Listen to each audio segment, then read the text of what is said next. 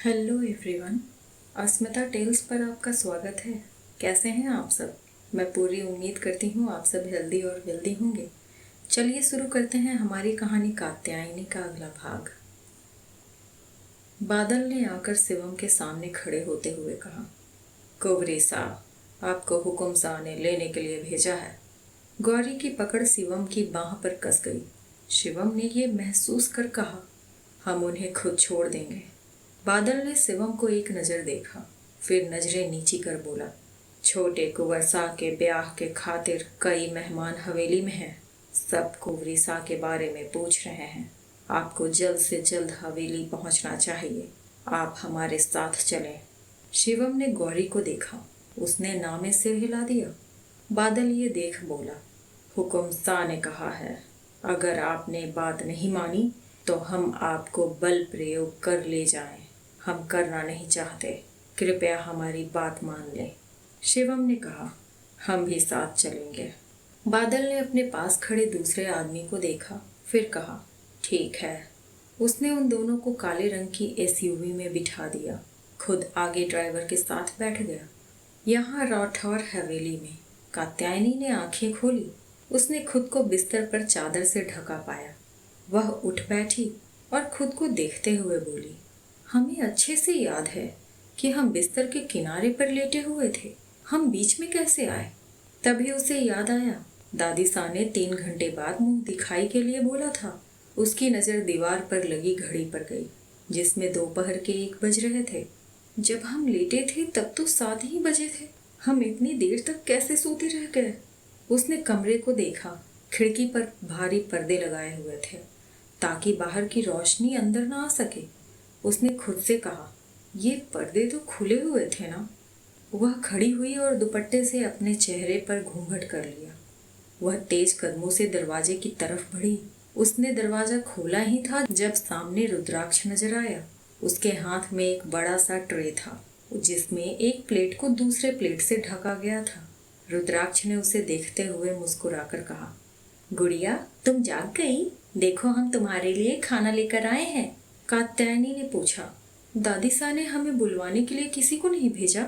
रुद्राक्ष अंदर आते हुए बोला, वो तुम्हें क्यों बुलाएंगी? तुम हमारी गुड़िया हो, तुम उनके साथ नहीं खेल सकती। उनकी बहुत सारी सहेलियां आई थीं तुम्हारे साथ खेलने के लिए। हमने मना कर दिया, वो किसी से नहीं मिलेगी। कात्यायनी ने उसे हैरानी से देखा। वह ट्रे टेबल पर रख उसके पास आकर उसका चेहरा अपनी हथेलियों में भर बोला, मेरी गुड़िया इतनी सुंदर है, किसी और ने देखा तो वह उसे अपने साथ ले जाना चाहेगा। हम अपनी गुड़िया को किसी और को हाथ भी नहीं लगाने देंगे। कात्यायनी उसे आंखें फाड़े देखती रह गई। वह उसका हाथ पकड़ अपने साथ काउच पर बिठाया, फिर ट्रे में ढके हुए प्लेट को हटाते हुए बोला, तुम पहले खाओ, कल से कुछ नहीं खाया है। कात्यायनी प्लेट को पकड़ने ही वाली थी जब रुद्राक्ष ने प्लेट अपने हाथ में ले कहा, तुम्हें चोट लगी है ना? हम तुम्हें खिला देते हैं। उसने चम्मच से दाल चावल मिलाया और उसके मुंह की तरफ बढ़ा दिया। कात्यायनी ने धीरे से अपना मुंह खोला और पहला निवाला अपने मुंह में डाल चबाते हुए उसे देखने लगी। उसे खुद इस बात का ध्यान नहीं था कि उसने कल से कुछ भी नहीं खाया है। उसकी आंखों से आंसू बह निकले। रुद्राक्ष ने पूछा, खाना इतना गंदा है कि तुम रोने लगी? उसने उसी चम्मच से दूसरा निवाला अपने मुंह में डालते हुए कहा, खाना तो अच्छा है, तो फिर गुड़िया रो क्यों रही है? कात्यायनी ने मुस्कुराते हुए कहा, आप अपने हाथों से खिला रहे हैं। आपको देखकर माँ की याद आ गई। रुद्राक्ष ने अपने हाथों से उसके आंसू पोंछते हुए कहा, हमारी गुड़िया की आंखों में आंसू बिल्कुल अच्छे नहीं लगते। धीरे धीरे कर उसने सारा खाना उसे खिला दिया। उसने ट्रे में प्लेट रखते हुए कहा, हम इसे रख कर आते हैं। कात्यायनी ने उसका हाथ पकड़ते हुए कहा, हम रख देंगे। रुद्राक्ष ने उसे उंगली दिखाते हुए कहा, तुम यहाँ से कहीं नहीं जाओगी। तुम जाओ और बिस्तर पर आराम करो, हम प्लेट रख कर आते हैं। अगर तुम हमें कमरे में नहीं मिली तो हम गुस्सा हो जाएंगे। वह दरवाजे की तरफ बढ़ गया। डाइनिंग एरिया में गायत्री और मोहिनी के साथ चंद्रप्रभा जी बैठी हुई थी। गायत्री जी ने कहा, माँ साहब, इस तरह मुंह दिखाई रोकना अच्छी बात नहीं है। लोग क्या सोचेंगे? मोहिनी जी ने भी हामी भरते हुए कहा, माँ साहब, गायत्री जीजी सही कह रही हैं। चंद्रप्रभा जी ने उन्हें देखते हुए कहा, रुद्राक्ष ने जब इस बात की जिद पकड़ी कि उसकी गुड़िया को कोई नहीं देखेगा, तब हमें भी एक पल के लिए गुस्सा आया था, लेकिन जब हमने ठंडे दिमाग से सोचा तो उसकी ये जिद हमारी परेशानी का हल नजर आया। आसपास की महिलाएं गौरी के बारे में पूछ रही थी। अगर वह पूरी मुंह दिखाई में नजर नहीं आती तो वह परेशानी का कारण बनता। ऐसे तो हमने कह दिया कि वह अपनी भाभी के पास है। वो सब छोटी कुंवर रानी सा के हाथ का बना खाना खाकर चले गए। जब गौरी वापस आ जाएगी तब हम मुंह दिखाई रख लेंगे। मोहिनी जी ने सोचते हुए कहा। बिल्कुल सही कह रही हैं आप, हमने तो ऐसा सोचा ही नहीं। गायत्री जी ने रुद्राक्ष को ट्रे लेकर रसोई घर की तरफ जाते हुए देख कहा, मासा, आप छोटी कुंवर रानी सा को अपने छोटे कुंवर सा के देखभाल के लिए लेकर आई थी या उनसे उनकी सेवा करवाने के लिए? अपना खाया प्लेट तक खुद नीचे रखने नहीं आई। चंद्रप्रभा जी ने रुद्राक्ष को रसोई घर से निकलते देख कहा, रुद्र, यहाँ आइए। वह उनके पास आ खड़ा हुआ। वह बोली, आपकी गुड़िया कहाँ है? उन्हें आपकी देखभाल करनी चाहिए, ना कि आपको उनके। रुद्राक्ष मुस्कुराते हुए बोला, हमारी गुड़िया है, जैसे हम अपनी बाकी गुड़िया की देखभाल करते हैं वैसे ही उसकी भी करेंगे। आपने ही तो कहा था वह हमारी जिम्मेदारी है। हम अब बड़े हो गए हैं और जिम्मेदारी निभाना जानते हैं। वह सीढ़ियों की तरफ बढ़ गया। मोहिनी जी गुस्से से उसे देख रही थी। चंद्रप्रभा जी मुस्कुराते हुए बोली, घर में किसी की परवाह नहीं करता रुद्र, पहली बार किसी की परवाह कर रहा है। देखकर अच्छा लग रहा है। हमारे ध्यान का वक्त हो रहा है, हम कमरे में जा रहे हैं। वह उठकर अपने कमरे की तरफ बढ़ गई। गायत्री जी ने कहा, ध्यान रखिए भाभी सा, कहीं ऐसा ना हो कि नई दुल्हन घर में अपने आपकी जगह ले ले। पहले ही कोई रुद्राक्ष को टाल नहीं पाता। वह उसकी पत्नी है, कहीं उसका सह मिला तो आपकी ही सास बनकर ना घूमने लगे। मोहिनी जी ने गायत्री जी को देखा और कहा, ऐसा कभी नहीं होगा जीजी, वह नया नया खिलौना है। जैसे ही रुद्राक्ष का मन भर जाएगा उसके बाद हम उसे उसकी जगह दिखा देंगे। दोनों एक दूसरे को देख मुस्कुराए। रुद्राक्ष कात्यायनी को दीवार के पास खड़े होकर अपने खिलौने दिखा रहा था। दरवाजे पर दस्तक हुई। कात्यायनी ने दरवाजा खोला। सामने देविका खड़ी थी। उसने कहा, गौरी घर आ गई है, दादी सा ने आप दोनों को बुलाया है। गौरी का नाम सुनते ही रुद्राक्ष दरवाजे के पास आ गया। कात्यायनी ने तुरंत अपने चेहरे पर घूंघट कर लिया। रुद्राक्ष ने उसका बायां हाथ पकड़ बाहर निकलते हुए कहा, गौरी बहुत अच्छी है, तुम भी उससे मिलकर बहुत खुश हो जाओगी। देविका उन दोनों के आगे आगे चल रही थी और उसकी बातें सुन मुस्कुरा रही थी। कात्यायनी ने मन में कहा, मिलना तो हम भी चाहते हैं गौरी से। मोहिनी जी के कमरे में एक जोरदार थप्पड़ की आवाज सुनाई दी, जो मोहिनी जी ने गौरी के गाल पर मारा था। वह एक तरफ गिरने को हुई जब वंशिका ने उसे पकड़ लिया। मोहिनी जी ने गौरी की बांह पकड़ते हुए कहा, क्यों रे कुलक्षणी, यही संस्कार दिए थे हमने। हम सबके मुंह पर कालिख पोत कर घर से भाग गई और इतने दिनों से उस पराये मर्द के साथ रह रही थी। गौरी ने उसे देख रोते हुए कहा, वो पराये नहीं है माँ, शादी की है हमने उनसे, कानून और भगवान के सामने। सच्चे मन से उन्हें अपना पति माना है। उसने अपने गले में लटके मंगलसूत्र को अपने हाथ में पकड़ दिखाया। मोहिनी जी की नजर जैसे ही मंगलसूत्र पर गई, उन्होंने उसे पकड़ते हुए कहा, हम नहीं मानते ऐसी शादी को जिसमें माता पिता की मर्जी शामिल न हो। गौरी उनके हाथ से अपना मंगलसूत्र छुड़ाने की कोशिश करने लगी। उसने कहा, माँ प्लीज छोड़ दीजिए, टूट जाएगा। मोहिनी जी ने कहा, कुछ रिश्ते टूटने के लिए ही बनते हैं और इसे गले में पहने रखकर क्या हमारी नाक कटवाना चाहती हो? दोनों हाथापाई करने लगे। इसी बीच मोहिनी जी ने गौरी को जोर से धक्का दे दिया और साथ ही मंगलसूत्र के छोटे छोटे मोती जमीन पर बिखर गए। गौरी पीछे कांच की टेबल पर गिरने लगी थी। मोहिनी जी का कलेजा मुंह को आ गया ये देखकर। उन्होंने अपना हाथ उसे पकड़ने के लिए आगे बढ़ाया, लेकिन उससे पहले ही किसी ने मजबूती से उसे थाम लिया। ये रुद्राक्ष था। उसने कहा, मासा, आप गौरी को क्यों मार रही हैं? उसने गौरी को गले लगा लिया। गौरी भी उससे लिपटकर फूट फूट कर रोने लगी। ये देख मोहिनी जी ने राहत भरी सांस ली। फिर उन दोनों के पास आई और गुस्से से बोली, आप बीच में ना आए छोटे कुंवर सा। आज हम किसी के नहीं सुनेंगे। इस लड़की को इतना प्यार दुलार दिया गया है इस घर में कि इसे अपनों की इज्जत की परवाह नहीं रही। क्या कमी रखी है हमने इनकी परवरिश में? जो चाहा वो दिया, बदले में हमने चाहा ही क्या था? यही कि हमारा मान रखे, वह भी नहीं हुआ इनसे। उन्होंने गौरी के माथे से सिंदूर मिटाते हुए कहा, आ गई यहाँ मांग में सिंदूर भरकर। किसी ने देख लिया होता तो क्या होता? ये तो बादल सिंह जी सोच समझकर इसे पीछे के दरवाजे से लेकर आए, वरना इसने तो हुकुम सा की पगड़ी उछालने की सारी तैयारी कर ली थी। कात्यायनी ने घूंघट की आड़ से गौरी को देखा। उसका पूरा चेहरा आंसुओं से भीगा था। गाल पर थप्पड़ मारने की वजह से निशान बन गया था। वह अपने माथे पर फैले सिंदूर पर हाथ लगा रोने लगी थी। मोहिनी जी गौरी का हाथ पकड़ खींचकर ले जाने को ही जब रुद्राक्ष ने उसके हाथ पर हाथ रख दिया और कहा, कोई गौरी को लेकर नहीं जाएगा। मोहिनी जी ने गुस्से से उसे देखा, फिर कात्यायनी को देख बोली, आपको यहाँ सिर्फ पुतला बनने को नहीं लाया गया है छोटी कुंवर रानी साहब। संभालिए अपने पति को ताकि वो बीच में ना आए।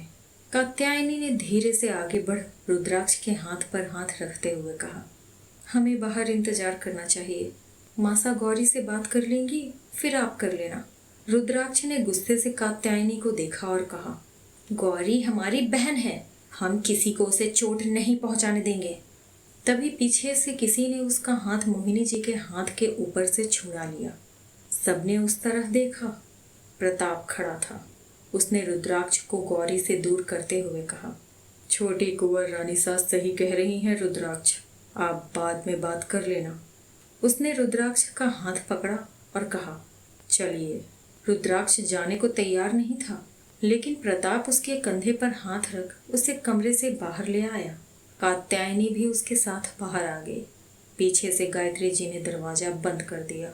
कमरे में मोहिनी जी ने गौरी का हाथ पकड़ सीधे बाथरूम में ले जाकर सॉवर के नीचे खड़ा कर सॉवर ऑन कर दिया। उसके मांग में भरा सिंदूर पानी के साथ बहने लगा था। गौरी ने अपने माथे पर हाथ रखते हुए कहा, आप ये क्या कर रही हैं मासा? प्लीज ऐसा मत कीजिए। वह सॉवर से हटने की कोशिश कर रही थी, लेकिन बेकार। मोहिनी जी ने उसे मजबूती से पकड़ वहां खड़ा कर रखा था। वह रोती रही, चिल्लाती रही, लेकिन कमरे में मौजूद सबने जैसे अपने कान बंद कर लिए थे। ज्योति गायत्री जी को देख मुस्कुराई। इस लड़की को कहीं ये तो नहीं लगा था कि जब यहाँ आएगी तो इसकी आरती उतारेंगे हम? वंशिका उसकी बात सुन मुस्कुरा उठी। देविका ने कहा, प्यार में लोग ऐसी गलतियां कर देते हैं, लेकिन मासा को इतनी बेरहमी से पेश नहीं आना चाहिए था उनसे। प्यार से समझा देती। वंशिका बोली, आप तो ऐसा कहेंगे ही देवरानी जी, आपने भी तो लव मैरिज ही की थी। बस इस घर में सबने विक्रम साह की खुशी के लिए इस रिश्ते को एक्सेप्ट कर लिया, वरना शायद आप भी यही करती। देविका ने नाराजगी से उसे देखा। वंशिका आगे बोली, अच्छा हुआ हमारे भाई से सिर्फ रिश्ते की बात चली थी। शादी तय होने के बाद ऐसे भागती तो कितनी बदनामी हो जाती हमारे खानदान की। देविका ने एक नज़र उसे देखा। गुस्सा तो उसे बहुत आ रहा था, लेकिन कुछ नहीं बोली। वंशिका को हमेशा से अपने खानदान के नाम सम्मान का घमंड रहा था। ये पहली बार नहीं था जब उसने ऐसी बात की हो। जब गौरी की बालों से सारा सिंदूर धुल गया तो मोहिनी जी ने कहा, इनके कपड़े लाइए। वंशिका बिस्तर पर रखा एक थाल लेकर बाथरूम में आई। मोहिनी जी ने उस थाल को गौरी के हाथ में थमाते हुए कहा, कपड़े बदल बाहर आइए, कल ही शादी हुई है आपके भाई की। रिश्तेदारों को यही लगना चाहिए कि आप इस बात से बहुत खुश हैं। गौरी अब तक शांत पत्थर की मूरत की तरह खड़ी हो गई थी। उसने पलकें भी नहीं झपकाई। मोहिनी जी और वंशिका ने बाहर निकल दरवाजा बंद कर दिया। गौरी ने कपड़ों को देखा। ये गुलाबी रंग का राजस्थानी लहंगा था। उसे कुछ देर पहले की बात याद आई। कार हवेली के पिछले दरवाजे पर रुकी थी। गौरी ने बाहर देखते हुए कहा, हम यहाँ क्यों आए हैं? सामने के दरवाजे पर क्यों नहीं गए? बादल जी ने उसकी तरफ गर्दन घुमा कहा, कुंवरी साहब, बाहर कई मेहमान बैठे हैं। हुकुम शाह ने कहा आपको पिछले दरवाजे से चुपचाप उनके कमरे तक पहुंचाने को। वह दरवाजा खोल बाहर निकल गया, साथ में ड्राइवर भी। गौरी ने शिवम का हाथ पकड़कर कहा, पता नहीं क्यों हमारा दिल घबरा रहा है, आपसे दूर होने का मन नहीं कर रहा। शिवम ने मुस्कुराते हुए उसके गाल पर हाथ रख कहा, बस कुछ दिनों की दूरी है, हम जल्दी ही आपको उन्हीं रिश्तेदारों के सामने अपनी दुल्हन बनाकर ले जाएंगे। तब तक के लिए ये दूरी बर्दाश्त कर लीजिए कुंवरी साहब। गौरी मुस्कुराई। शिवम ने उसके माथे को चूमते हुए कहा, आपको जैसे ही घर वालों से फुर्सत मिले हमें कांटेक्ट कीजिएगा, हम आपके कॉल का इंतज़ार करेंगे। गौरी दरवाज़ा खोलने के लिए मुड़ी ही थी जब शिवम ने कहा, 1 मिनट। उसने दुपट्टे से उसके सिर को ढक दिया और बोला, अभी आपके माथे का सिंदूर हमारे अलावा किसी को नहीं दिखना चाहिए। गौरी ने अपना मंगलसूत्र भी दुपट्टे के नीचे कर लिया और शिवम से गले मिलकर बाहर निकल गई। वर्तमान समय। गौरी चलते हुए बाथरूम के आईने के सामने आ खड़ी हुई। उसके माथे पर सिंदूर का नामो निशान नहीं बचा था। गले से मंगलसूत्र खींचने की वजह से हल्का लाल निशान बन गया था। उसने कहा, यह दोनों चीजें कुछ वक्त के लिए हमें खुद से दूर करना ही था, जब आपसे फिर से पूरे समाज के सामने शादी करते, लेकिन इस तरह नहीं, इन्हें इस तरह दूर नहीं करना चाहते थे शिवम। वह बोलते बोलते रोने लगी। कुछ वक्त के बाद वह बाथरूम से कपड़े बदलकर बाहर निकले और सीधे कमरे के दरवाजे की तरफ बढ़ गई। मोहिनी जी ने कहा, हमें अभी भी आपसे बात करनी है गौरी। लेकिन जैसे उसे सुनाई नहीं दिया, उसने दरवाजा खोला। सामने रुद्राक्ष कात्यायनी के साथ खड़ा था। गौरी को देखते ही वह उसके पास गया और उसे गले लगाते हुए बोला, सब बहुत बुरे हैं, हमारी गौरी को कैसे रुला सकते हैं, हम सब से गुस्सा हैं, हम किसी से बात नहीं करेंगे। रुद्राक्ष की बात पर अंदर खड़ी गायत्री जी मन में बोली, तुम जैसे पागल से बात भी कौन करना चाहता है। रुद्राक्ष गौरी को अपने साथ अपने कमरे में ले आया और आईने के सामने बिठाकर उसके बाल सुखाने लगा। फिर उसके बाल में कंघी कर चोटी बनाते हुए बोला, हम मासा से बहुत नाराज हैं, वह तुम्हें कैसे मार सकती है। गौरी की आंखों में आंसू भर आए। उसने कुछ भी नहीं कहा। तभी कात्यायनी दवाई का डब्बा लेकर वहां आई और उसे ड्रेसिंग टेबल पर रख दिया। गौरी ने नजरें उठा उसे देखा। उसने पहले उस पर ध्यान नहीं दिया था। कात्यायनी ने अपना घूंघट हटा दिया था। वह उसे देखने लगी। आज से पहले उसने उसकी कभी तस्वीर भी नहीं देखी थी। फिर उसका हाथ पकड़ बोली, मेरी वजह से आपको ये शादी करनी पड़ी ना, मुझे माफ़ कर दीजिए भाभी। कात्यायनी ने डब्बे में से मरहम निकाल कॉटन स्वैब में दवा निकाल उसके गाल पर लगाते हुए कहा, आपको मेरी फिक्र करने की ज़रूरत नहीं है। भले ही हमारी शादी की बात आपकी वजह से हुई, लेकिन हमें इस शादी से कोई शिकायत नहीं है, ना ही आपसे। गौरी उसके गले लग गई और फूट फूट कर रोने लगी। हमें माफ़ कर दीजिए भाभी साहब, हम डर गए थे, हमें लगा सब हमारी शादी वक्त जबरदस्ती वंशिका भाभी सा के भाई से करवा देंगे, इसलिए हमने ऐसा किया। कात्यायनी ने उसके सिर को सहलाते हुए कहा, सब ठीक हो जाएगा, अभी सब गुस्से में हैं इसलिए इस तरह बर्ताव कर रहे हैं, कुछ दिन दीजिए, जल्दी ही सब कुछ वैसा हो जाएगा जैसा आप चाहती हैं। इधर शिवम चौहान हवेली आया था। उसे देखते ही कौशल्या आगे बढ़ी और उसे गले से लगा बोली, आंखें तरस गई थी हमारी आपको देखने के लिए, क्यों किया आपने ऐसा। शिवम ने कहा, उसके घर वाले उसकी शादी उसकी मर्जी के खिलाफ किसी और से कर देते, ऐसा कैसे होते देखते हम मासा। कौशल्या जी ने कहा, जानते हैं वह लड़की अब आपके लिए हमसे भी ज़्यादा मायने रखने लगी है, इसलिए तो एक बार भी आपने यह नहीं सोचा कि अगर आपको कुछ हो गया तो आपकी मासा कैसे रहेंगी। शिवम ने कहा, ऐसा कुछ भी नहीं है मासा, आज नहीं तो कल आप हमें शादी करने को तो कहती ही, फिर गौरी राठौर परिवार की बेटी है, ऐसा रिश्ता हमें कहाँ मिलता। कौशल्या जी मुस्कुराई, हम भी मिलना चाहते हैं आपकी पसंद से, उन्हें ये भी तो बताना है कि होंगी वो कुंवरी सा राठौर परिवार में, यहाँ चौहान हवेली की मालकिन हम हैं। शिवम मुस्कुराया, एक बार उसे घर ले आए, फिर आप अपने सास होने का फर्ज निभा लेना। कौशल्या जी मुस्कुराई और बोली, पता नहीं इतने दिन कैसे रह रहे होंगे आप, जाइए फ्रेश हो जाइए, हम आपके लिए अपने हाथों से खाना बनाकर अपने हाथों से खिलाएंगे। ये भी एक विडंबना थी, एक गलती दो लोगों ने मिलकर की थी, लेकिन एक को सजा तो दूसरे को सत्कार मिल रहा था। रात का वक्त था। डिनर करने के बाद कात्यायनी अपने कपड़े बदलने के लिए बाथरूम में गई थी।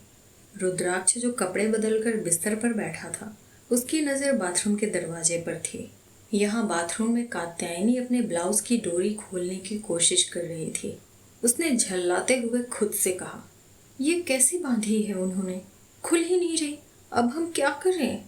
उसने आईने में देखकर भी उसे खोलने की बहुत कोशिश की, लेकिन आखिर में किनारे दीवार से लटका अपना दुपट्टा उठाया और बिना अपने कपड़े बदले बाहर आ गई। रुद्राक्ष उसे देखते ही उसके पास आ खड़ा हुआ और पूछा, क्या हुआ गुड़िया, तुमने कपड़े क्यों नहीं बदले? कात्यायनी ने उसे एक नज़र देख फिर नजरें झुका बोली, खुल नहीं रहा। रुद्राक्ष ने कहा, हेल्प चाहिए थी तो मुझे बुला लेती। उसने उसके लहंगे की तरफ अपना हाथ बढ़ाया ही था, कात्यायनी ने 2 कदम पीछे हो कहा, वो नहीं। रुद्राक्ष ने मासूमियत से पूछा, तो क्या नहीं खुल रहा? कात्यायनी ने अपना हाथ कंधे की तरफ करते हुए कहा, आपने सुबह बांधी थी, लेकिन अब वो खुल नहीं रही। रुद्राक्ष उसके पीछे आ खड़ा हुआ, उसके सारे बाल उसके दाहिने कंधे पर करते हुए बोला, ऐसे कैसे गांठ बांध ली गुड़िया? कात्यायनी ने मन में उसे कोसा, पता नहीं कैसे बांधा था इन्होंने, और अब मुझ पर ही इल्जाम डाल रहे हैं। रुद्राक्ष सामने आईने में कात्यायनी का चेहरा देख रहा था, जिस पर नाराजगी के भाव नजर आ रहे थे। वह डोरी खोलने की कोशिश करने लगा, लेकिन खुल नहीं रहा था। इस बीच उसका हाथ बार बार उसे स्पर्श कर रहा था। कात्यायनी बड़ी मुश्किल से आंखें बंद कर खुद को शांत किए खड़ी थी। तभी रुद्राक्ष ने कुछ ऐसा किया कि उसने झटके से आंखें खोल दी। वह उसे दांतों से खोलने लगा। उसके होठों का स्पर्श उसे बेचैन कर गया। वह आगे जाने को हुई, लेकिन रुद्राक्ष ने उसके कंधे को पकड़ कहा, हो गया, थोड़ी देर और। तभी वह सीधा होते हुए बोला, खुल गया। कात्यायनी सीधे बाथरूम में चली गई और दरवाजा बंद कर उससे टिकते हुए अपने सीने पर हाथ रख बोली, बिना कुछ कहे इस तरह वह मेरे करीब कैसे आ सकते हैं? फिर खुद से बोली, हम भी ना भूल जाते हैं, उन्हें इन सब बातों की क्या समझ। जल्दी ही वह हल्के गुलाबी रंग का सिंपल सलवार सूट पहने बाहर आई। उसने कहा, आप बिस्तर पर सो जाइए, हम काउच पर सो जाएंगे। रुद्राक्ष ने उसका हाथ पकड़ते हुए कहा, नहीं, हमारी गुड़िया हमारे साथ सोएगी। उसने उसे अपने साथ जबरदस्ती बिस्तर पर लिटा दिया। फिर उसके कंधे पर सिर रखते हुए बोला, तुम्हें पता है, पहले हम अपनी फेवरेट गुड़िया के साथ सोते थे, लेकिन अब तुम मेरी फेवरेट गुड़िया हो। फिर उसके गाल को चूमते हुए बोला, गुड नाइट गुड़िया। कात्यायनी ने धीरे से उसे गुड नाइट कहा और अपने गाल पर हाथ लगाया, जो टमाटर की तरह लाल हो गए थे। पहली बार था जब किसी ने उसके साथ ऐसा कुछ किया था। रुद्राक्ष ने अपनी आंखें बंद कर ली थी, लेकिन कात्यायनी अभी भी सीलिंग को देख रही थी। वह कल से आज तक जो कुछ भी हुआ उसके बारे में सोच रही थी। उसने मन में कहा, शायद ये कभी कभी किसी बात पर ज्यादा गुस्सा हो जाते हैं, इसीलिए उन्होंने वैसा बर्ताव किया हमसे, लेकिन आज सुबह से इन्होंने कितना ख्याल रखा है हमारा। तभी उसकी आंखों पर एक हाथ आ गया। रुद्राक्ष ने कहा, आंखें बंद करके सोते हैं। कात्यायनी के होठों पर मुस्कान तैर गई। रुद्राक्ष ने उसकी कमर पर हाथ रख तुरंत अपनी आंखें बंद कर ली। कात्यायनी ने गहरी सांस लेते हुए मन में कहा, अब इनकी आदत डाल लो कात्यायनी। थोड़ी ही देर में वह गहरी सांसें लेते हुए नींद में जा चुकी थी। तभी रुद्राक्ष ने अपनी आंखें खोली और अपनी कोहनी पर अपना सिर टिका उसे देखने लगा। ये वही नजरें थी जो कात्यायनी ने आईने में देखी थी। क्या गौरी की शादी के लिए सब मानेंगे? क्या है रुद्राक्ष की सच्चाई? सारे सवालों के जवाब जानने के लिए सुनते रहिए ये कहानी। थैंक यू सो मच इस वीडियो को यहाँ तक देखने के लिए। अगर आपको ये वीडियो पसंद आ रही है तो प्लीज़ इस वीडियो को लाइक कीजिए, कमेंट कीजिए, इस चैनल को सब्सक्राइब कर अपने दोस्तों को शेयर कीजिए। मैं मिलती हूँ आपसे इस कहानी के अगले भाग के साथ जल्द ही। तब तक के लिए take care and bye bye.